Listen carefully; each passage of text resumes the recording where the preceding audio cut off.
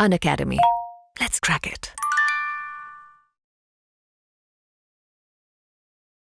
भाई मैं आपसे कहता हूं यहां प्रोविजन में आपको क्या क्या रखा है, फेयर रेंट। भाई रेंट जो है आप लोगों को सेक्शन 2 में नहीं मिलता। भाई सेक्शन 2 में रेंट गिवन नहीं है। आपको इस रेंट की डेफिनेशन सेक्शन 4 में दे रखी है, और सेक्शन 4 में इस रेंट की डेफिनेशन को वो क्या बोलते हैं, रेंट की डेफिनेशन को क्या बोलते हैं, ये कहते हैं कंट्रोलर। मैंने आपसे कहा था ना सारे रोल्स और रेस्पॉन्सिबिलिटीज कंट्रोलर निभाएगा, सारी रोल्स और रेस्पॉन्सिबिलिटीज कंट्रोलर निभाएगा।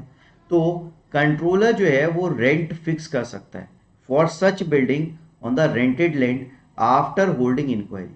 भाई अगर कोई कंप्लेंट रिसीव होती है, कुछ और होता है, तो उस केस में इंक्वायरी कंडक्ट करने के बाद वो रेंट फिक्स कर देगा, और उसी रेंट को हम क्या मानेंगे, फेयर रेंट, जो कि डेट ऑफ एप्लीकेशन से स्टार्ट होगा। यानी कि जिस दिन आप लोगों के बीच रेंट को लेके डिस्प्यूट हुआ है, कितना तय होना चाहिए, क्या होना चाहिए, उसी से रिलेटेड उस दिन से ये रेंट की प्रोसीडिंग स्टार्ट होती है, और वहीं से आप लोगों का रेंट फिक्स होता है। और ये रेंट फिक्स करने वाला पर्सन कौन है, ये ना लैंडलॉर्ड है और ना ही टेनेंट है, ये अथॉरिटीज जो कंट्रोलर के फॉर्म में एग्जिस्ट करती हैं। तो रेंट कौन डिटरमाइन करेगा, इसके रिगार्डिंग आप लोगों को आंसर देना होता है। तो रेंट डिटरमाइन करने वाली यहाँ अथॉरिटी है कंट्रोलर। और रेंट कैसे तैयार हो रहा है, भाई यहाँ फिक्स कर रहे हैं फेयर रेंट।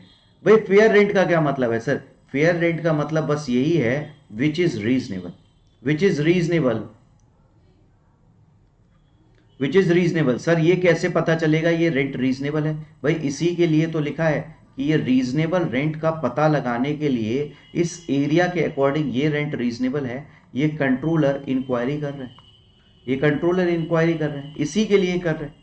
तो ये सारी चीजें आपको पता करने की जरूरत है। भाई फेयर रेंट क्या होता है, बहुत फेयर सी डेफिनेशन है, मैं यही बोलूंगा।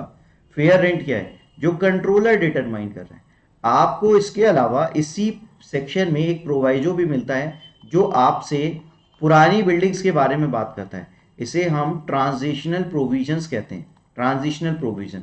भाई इससे पहली वाली जो एक्ट आया, उससे पहले वाली चीजों का क्या होगा, वो अब खैर यूज में नहीं रहता, एग्जाम में कभी कभी पूछ लेते, मगर वो ट्रांजिशनल प्रोविजन के नाम से जाना जाता है। ठीक है, चलिए अब थोड़ा सा आगे बढ़ते। देखो यहां लिखा है, यहां लिखा है भाई ये रेंट कैसे फिक्स किया जाएगा। मैंने कहा था ना इंक्वायरी करेगा। In fixing fair rent the controller में अलाउ इंक्रीज और decrease on the basic rate.